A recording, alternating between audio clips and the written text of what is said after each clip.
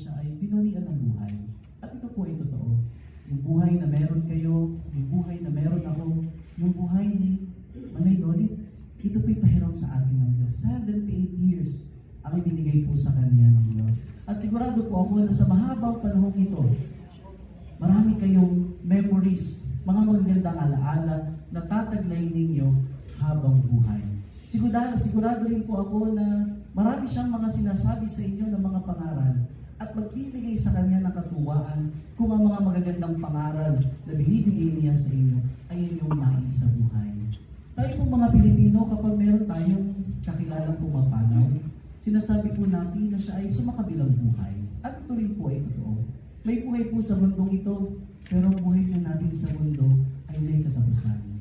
Sa pambungad na panalangin, atin pong ipinagdarasal na nawa si Manay Lolit ay makabalik sa kanyang talagang bayan.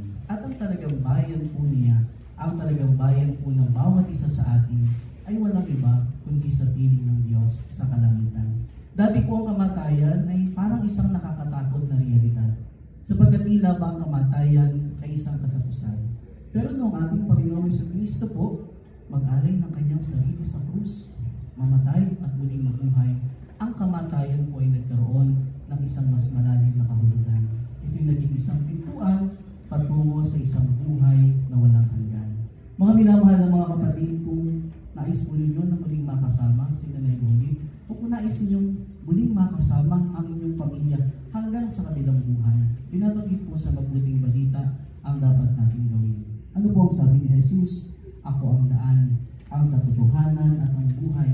Walang makapupunta sa Ama kundi sa pamamagitan ko.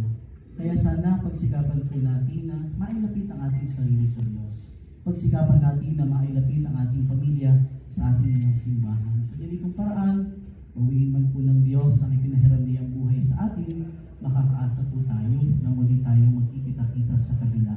Kung saan naroon ang mga banal, kung saan naroon ang mga nauna ng yumao sa atin, kung saan naroon po ang Diyos sa isang buhay na walang hanggan. Amen.